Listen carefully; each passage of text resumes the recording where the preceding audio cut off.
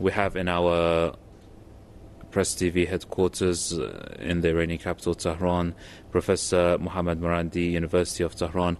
Professor, if I can first start with getting your reaction, your initial reaction to the martyrdom of General Soleimani. It's obvious that this was an act of war against the people of Iran.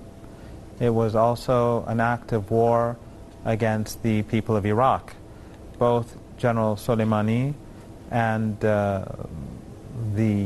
Iraqi and the Iranian commanders who were murdered by the Americans, such as Abu Mahdi al-Muhandis, among others, they were all senior officials, Iranian officials, Iraqi officials, senior military officials. General Soleimani entered Baghdad Airport formally, and therefore it's obvious that the Americans have carried out an act of war against both countries, against both peoples. And my advice to people Westerners who are residing in the region, in Southwest Asia, in the Persian Gulf region, is to leave the region immediately. I don't think that countries like the United Arab Emirates or Iraq or anywhere else in this region is any longer safe for Americans or Westerners, because tensions are high, and Iran will definitely, and the Iraqis will definitely retaliate against the United States. So those regimes like the United Arab Emirates or Saudi Arabia that are cooperating with the Americans in their war against Iran, they are facing a dire situation. Obviously, General Soleimani is a war hero. Abu Mahdi al-Muhandis, the Iraqi commander, was also a war hero. These two people were central in defeating, key figures in defeating ISIS. The United States, of course, created this extremism with the Saudis, first in Afghanistan, they later used it in Libya, and of course in Syria. Before Syria, when Syria was about to fall, General Soleimani went there to support the people of Syria, and without him, without his support and the Iranian support, Syria would have fallen to ISIS and al-Qaeda and other such despicable groups, Wahhabi groups, Takfiri groups that were funded by the United States and the Saudis and other regional regimes. We know this from the U.S. Defense Intelligence Agency document of 2012. We know this from the admission made by General Michael Flynn on Al Jazeera. We know this from Hillary Clinton's emails that were revealed by WikiLeaks. No wonder why Assange is a political prisoner in the UK. So he was central to defeating ISIS and other extremist groups, and also in Iraq. When ISIS entered Iraq, Iraq was a broken state. The reason was because the United States had supported Saddam Hussein. They had given him chemical weapons to use even against his own people. Then they destroyed Iraq. They sanctioned Iraq, killing 1 million people through the sanctions. Then they invaded the country, destroyed the infrastructure, and turned it into a broken and occupied country. So when ISIS came in, and the ISIS which the Americans helped create, Iraq was about to fall. Soleimani, General Soleimani, the martyr, went to Iraq with Iranian troops, both to fight, to lead, to train, and ISIS was pushed out of the country. And the United States will never forgive Iran for what it has done in this region, and for the fact that Iran helped preserve countries like Syria and Iraq. And Iran helped Lebanon regain its sovereignty after the Israeli regime's occupation. And the Iranians helped the people of Yemen survive the massacre that the Saudis and the Americans carried out together in that country, in the starvation siege that Western regimes, along with Saudi Arabia, have imposed upon the people of Yemen. But this time the Americans have gone too far. This is an act of war. And even the mouthpiece of the deep state in the United States, people like Fareed Zakaria, admit that the regime has made a major mistake. I don't think that the Americans will be able to maintain their position in the region any longer. I don't think that they'll be able to maintain their presence in Iraq or Syria any longer. What will happen in the coming hours, days, and weeks, it's not for me to say.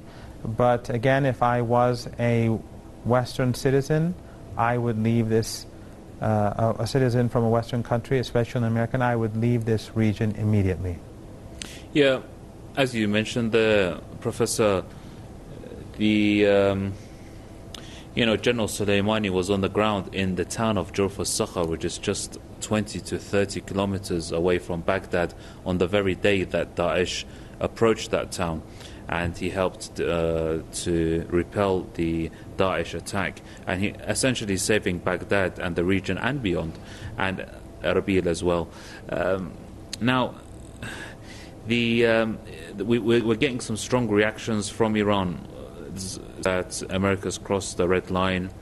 They're vowing revenge.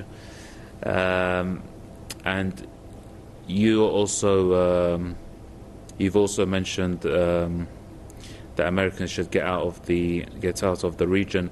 Is that your prediction, or is your analysis? Is that what you believe that's going to happen? That the revenge, the response will come in the form of some type of military action? It's not for me to say what is going to happen, but obviously this was an act of war.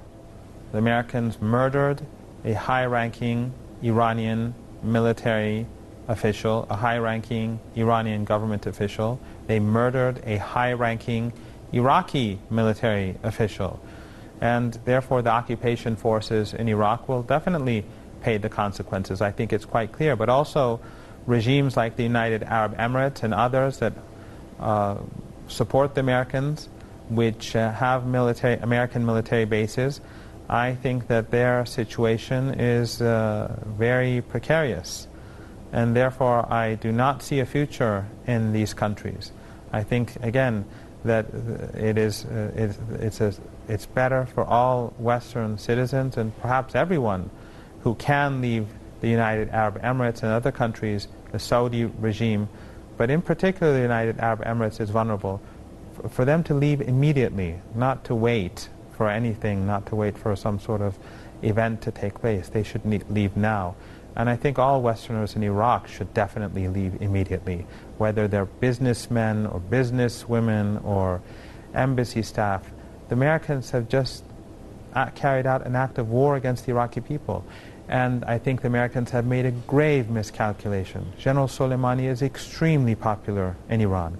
And contrary to the propaganda campaign carried out by the Americans and the Saudis and the Emiratis, the Iranian general is very popular in Iraq. And we will see that in the hours and days ahead.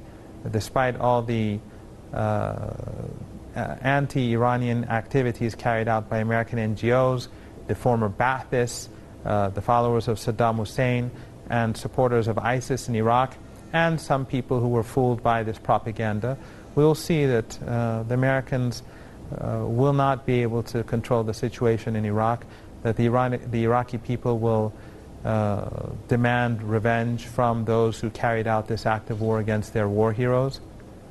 And the Iraqis will no longer accept an American regime that acts with impunity, that disregards Iraqi sovereignty, that ignores the Iraqi government and the Prime Minister, that murders war heroes hundreds of kilometers away from any American military base on the Syrian border. They murdered these fighters a couple of days ago on the Syrian border, the people who were fighting ISIS. And the reason, of course, is because the Americans wanted ISIS to be able to regroup between Syria and Iraq. They wanted to prevent Iraq and Syria from carrying out trade because the Americans want to strangle Syria and, of course, weaken Iraq as well. So the United States has been a menace to this region for many decades. But this time the Americans have gone too far. Yeah, Washington claiming that it took defensive action. How is this defensive action, Mr. Marandi, when you've got senators saying that this action is not going to save American lives, but is going to lead to the death of more Americans in Iraq. Yes, even the Western media, which is utterly biased against Iran. And even though the Western media and Western pundits know quite well that if it wasn't for General Soleimani, and if it wasn't for people like Abu Mahdi al-Muhandis and the others, Syria would not exist today, and Iran would not exist today. Iraq would not exist today. And perhaps Iran wouldn't have existed either. They know that the black flags would have taken over the region thanks to U.S. policy. So, but despite that, they still try to say that the United States has a moral right to carry out acts of aggression, has the moral right to invade countries if they so wish to do so. If the Americans wish to occupy a country, they have the moral right to do so. When they kill Iraqis, Iranians, the Lebanese, Syrians, it's always justified because the Western media, Western establishment is racist. They're Eurocentric. They consider themselves to have exceptional rights. They have more rights than the rest of the world. So when they destroy Libya, they don't consider these to be crimes against humanity. They say at most they'll say this was a policy failure. When they destroy Afghanistan by supporting Al-Qaeda, no one goes to jail in Europe or the United States. When they give Saddam Hussein chemical weapons, no one is punished as a result. Yet when false flag operations are carried out in Syria and alleged chemical attacks are carried out, before the information becomes clear to the international community as to what happened, the Americans and the Europeans carry out strikes against Syria. The Americans and the Europeans can support extremists in Syria, yet they never paid the price. They always imagine or promote the notion that they have the moral legitimacy, the moral right to carry out these crimes. And this is the reason for their downfall. The reason why today they can no longer sustain their empire is because the region is much more awake today than it was before. It is much more capable today than it was before to resist the United States and its allies. We saw the United States defeated in Syria. We've seen the United States and Saudi Arabia defeated in Yemen. We're now seeing the defeat of the United States for the second time in Iraq. The United States, this time round, has crossed the red line, though, where I think the pace of events will quicken and Trump will face a humiliating defeat. Professor Marandi, General Soleimani was very popular, not just in Iraq, but in the whole region. You know, from Lebanon to Yemen to people, wherever there is oppressed people in this region, General Soleimani was popular. So in a sense, we could possibly see a response, not just from Iraq, but outside Iraq as well. Yes, I mean, the problem is that the Americans, the Saudis, the Emiratis, and the Europeans, they spread propaganda against him, and they believe their own propaganda. So they claim that he is behind the killings of protesters in Iraq, and the Iraqi popular mobilization forces are behind the killings of protesters in Iraq, which is nonsense. But that's the narrative they promote in order to discredit Iran, in order to create an anti-Iranian environment. But the problem is that they believe their own propaganda, and then they calculate based upon their flawed information, the lies that they spread themselves. And so they think that, okay, since Iran is unpopular, since the Iraqi war heroes who defeated ISIS are unpopular among Iraqis based upon their own propaganda, they think that if they carry out assaults and murder Iraqi soldiers or murder Iraqi senior military officials or murder Iranian senior officials, people will welcome it. It is the exact opposite. We will see in the coming hours that the overwhelming majority of Iraqis despise the United States, that the overwhelming majority of Iraqis had great faith in General Soleimani and Abu Mahdi al-Muhandis.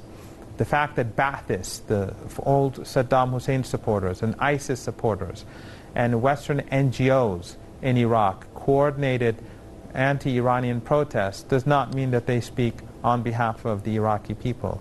So this was a major miscalculation by the Americans, and the Americans are going to have to pay a price. And I think that regimes like the United Arab Emirates and Saudi Arabia are too foolish to recognize how vulnerable they are to any escalation in this region. Let's put things into perspective, Professor. The anti-Iran sentiments and the slogans that we heard from Baghdad, when you look at the monitor, I mean, you quite rightly said the Persian Gulf media and the Western media, they really magnified these anti-Iran protests, whereas the majority of the protests in Iraq were against legitimate rights that they had. But the anti-Iran, the faction, if you see them, there weren't more than 100 or 200, and what looked like mobs, essentially, that were chanting anti-Iranian slogans. And this was magnified on an unbelievable scale by the Western and Arab media. I just want to get your thoughts on this regarding the attack itself. Now, the U.S. says it was conducted on the order of President Trump. It would do. But do you think this was done by President Trump, or do you think President Trump was misled by his aides, those occupants in the White House, which some refer to as warmongers?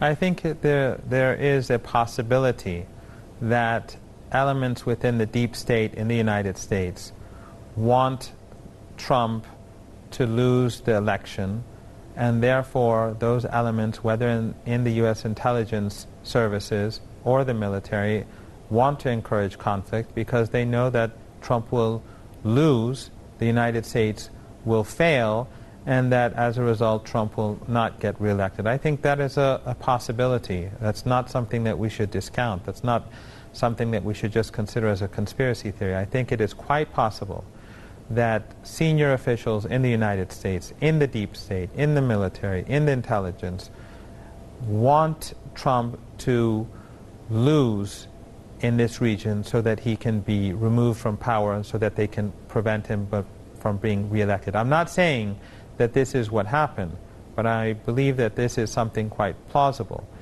And I think, again, the likes of Trump, they believe their own propaganda. As you rightly said, the protests in Iraq and the grievances among Iraqis are directed towards their own leaders. Those who were antagonizing Iran and those who were antagonizing the Iraqi war heroes were a small minority. They did not reflect Iraqi public opinion. But just like in Iran, whenever there are riots, the United States, the Europeans, and their pundits and their media, they try to frame it as if Iranians want to overthrow the constitution, the political order, and the state. This is all based on wishful thinking in Western countries. Western countries, their media, their think tanks, their pundits, their calculations with regards to Iran, with regards to Iraq, with regards to Yemen and Syria and Lebanon and Afghanistan and elsewhere is basically founded upon wishful thinking. And they drink their own Kool-Aid. They believe their own propaganda, and as a result, they constantly miscalculate and they constantly fail. But I think this failure that we will be seeing in the coming days and weeks is something that will be a bit different from what we've seen before, because the Americans have carried out a clear act of war against two nations simultaneously, two nations that have fought side by side against ISIS, two nations that have fought side by side against the black flags of terrorism, which the Americans helped create along with the Saudis and other regimes. So again, my advice, and I really wish that it would never come to this, but my advice is that all Western citizens leave the whole region immediately, because it is unclear what is going to happen in the coming days and weeks. So we've got about less than 2 minutes, Doctor. Mr. Marandi, you believe this is going to be a game-changing event in the region? I do not know what is going to happen, but I think that the consequences will be very severe. I think that the United States, the regime in Washington, the Trump regime in particular, will have to pay a heavy price. General Soleimani was a war hero, and he is very highly respected among Iranians. He is loved by Iranians. He is loved by Iraqis. He is loved across the region. Again, the Americans shouldn't believe their own propaganda. The Saudis shouldn't believe their propaganda. They are in a very weak position, and they have angered the whole resistance axis. They've carried out murder, they've carried out terrorism, and they've broken international law, and they've outraged the people of Iran and Iraq, and the Americans and their friends are very vulnerable. The American position in Iraq is not sustainable. So again, my condolences to the people of the region, the people of Iran and Iraq in particular, but my advice to Westerners and those who can leave the United Arab Emirates and Iraq and other countries is that they should go now. Mr. Professor Marandi, thank you very much indeed for your contribution and for joining us. Mohammed Marandi, Professor at the University of Tehran, from our headquarters in the Iranian capital.